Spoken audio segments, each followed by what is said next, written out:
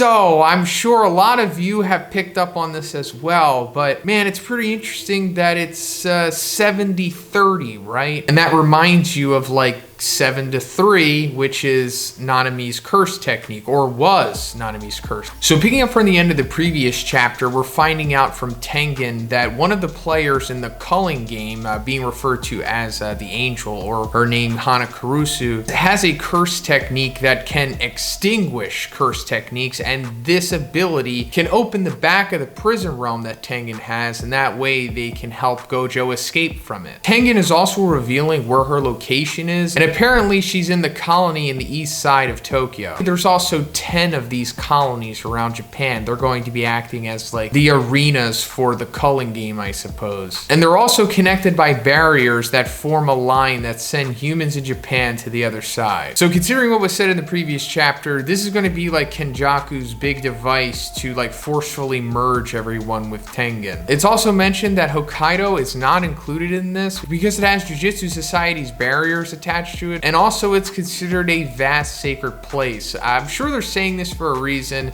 meaning that Hokkaido is going to be like important later on because it's like a neutral ground. Tengen also estimates that the game could last about 2 months. So we're also getting an update on the current time of the story, and apparently it's been 9 days since the Shibuya arc. And this is important because that's when Sumiki was like awoken and forcefully put into the game, you know, via what Kenjaku set up. And going to the first rule of the game, you have to declare participation within the first 19 days, meaning that Sumiki only has 10 days left to do that, or she will be subject to curse technique removal, which we'll find out basically kills you. Because according to Shoko, it suggests that removal isn't achieved through idle transfiguration. It's not proscription, meaning it's not like turning it off. It's like ripping it from you in a way. So there's no binding vow, which means that something happens to your brain. And the human brain has been brought up before within the series, given its connection to cursed energy, but they still don't fully understand how it all works. But then Maki brings up a good point, and she says sorcerers like me who don't have a curse technique aren't at risk. And obviously that's true, and it makes you wonder, like, nothing would happen to Maki if she were to participate in the culling game and these rules were to affect her. Obviously we don't fully know yet, but it seems like that's the way things would be. And also that raises the question of like what would happen to Yuji, because he kind of falls into the same boat as Maki, but you know, just with the whole Sukuna thing. Like, let's just say Yuji is subject to curse technique removal. Would it just take Sukuna's curse technique and then he would die? Even as just a vengeful spirit? Or would that kill Yuji? I don't know, but I'm sure this stuff will be talked about for sure. So then they talk a little bit more about the logistics of the game, and it comes to Fushiguro asking about the game master. And Tengen says each player will receive a Shikigami called a Kogane, but a Kogane is less game master than interface, and that you may think of the game master as the culling games program. So does that mean that there's not like one individual person who could be the game master? Because it kind of seemed like it was being made out to be that way, like it wasn't Kenjaku, but it would have been like, you know, shockingly somebody else. But now it's making it seem like the culling game itself is the game master. Like it has its own AI established into it to make it like its own dungeon master in a way or something. So then they come to rule 6, which is excluding the point value of a player's own life. Players may expend 100 points to negotiate with the game master to add one new rule to the culling game. And then rule 7, in accordance with the previous rule, the game master must accept any proposed new rule unless it has a marked and long-lasting effect on the culling game. So these are essentially the two most important rules that are going to allow them to get out of this in a way, because they need to implement maybe like 2 or 3 rules for things to favor them completely. And then we're coming to rule 8, where if a player's score remains the same for 19 days, that player shall be subject to curse technique removal. And Yuji's like, oh, I have to kill again because that's how you gain points in this game. And Fushiguro says, no, I have a few ideas, which I'm very interested to hear about. Maybe this could go back to how Yuji technically doesn't have a curse curse technique. So then it's revealed that Yuki and Choso are definitely going to stay with Tengen and guard him in case Kenjaku or somebody shows up and,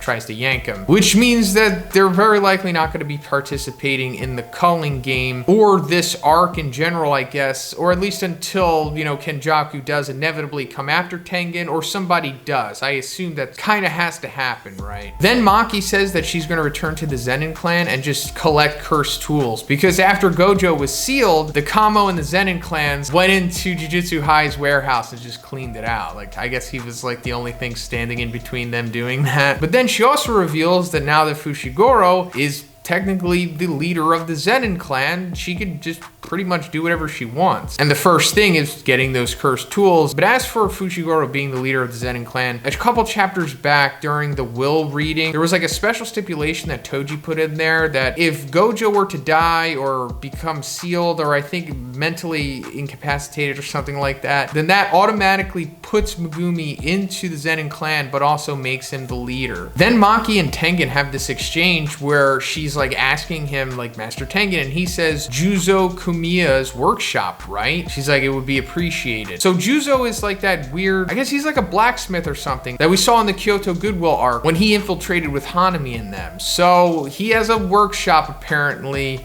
And considering that he's a blacksmith and I guess can do something to items, like that hand sword that he made definitely had some kind of like jujitsu augmentation to it or something. So I'm assuming that Maki is going to take like the best curse tools that she can get, bring them to Juzo's workshop and then buff them somehow and have like the best gear available in the series at this point. So then Okkotsu says he's pretty much going to jump into the culling game ASAP. He wants to get in there before Sumiki and Fushiguro and the others participate because he wants to gather information. But the barriers are probably going to block cell phone reception, so he's not going to be able to get in contact with each other. They immediately start thinking about what they were talking about before. They're like, hey, if Sukuna takes over Yuji, you're probably going to have to step in and be the one to kill him. But if Okkotsu's not around, then Sukuna could just run free. And then the last task for the group is being revealed here, and it's that Yuji and Fushiguro are going to find Hikari. Yes, the suspended third year that we've been waiting essentially the whole series to see. I guess he's finally going to come into play here because they need all the help they can get, and he's like a crazy powerhouse apparently, since Okkotsu says when he gets worked up he's stronger than I am. I made an entire video dedicated to Hikari that you can check out here where I go over what he could be about, what his curse technique possibly could be. So then we're coming to the ending sequence of the chapter and we see this comedian by the name of Fumihiko Takaba. This is just giving us a quick introduction to his character. He's kind of like a failing journeyman comedian or something, and he's at a crossroads and he's asked a question at the end of the chapter and he's like, which kind of comedian are you? And he says, well, I say it's 50-50, but maybe it's more like 70-30. Then it's also revealed that this guy is a culling game player. So I'm sure a lot of you have picked up on this as well, but man, it's pretty interesting that it's 70-30, right? And that reminds you of like 7-3, which is Nanami's curse technique, or was Nanami's curse technique, the ratio technique. And this could be Geji saying that like, hey, this guy has the ratio technique because 70-30, 7-3, that could be it. And that raises the question, okay, so why does he have Nanami's curse technique if he does in fact have it? And obviously, we don't have an answer to that yet, but apparently he had to have been put under transfiguration, right? So maybe it has something to do with that. Maybe Mahito could do some trickery or something, or you can inherit a curse technique somehow. I mean, that hasn't been established yet. There's no lore that indicates that if somebody dies with a curse technique, it can just be passed on to another person, kind of like how devil fruits work in One Piece. That hasn't been established, so I'm not really sure why he would have it. But let me know what you think about this in the comments. Where do you think all of this is headed? Do you think this guy has Nanami's curse technique? Let me know. And if you like the review, guys, please give it a like and please subscribe if you haven't already. Have a great day and I'll see you in the next one.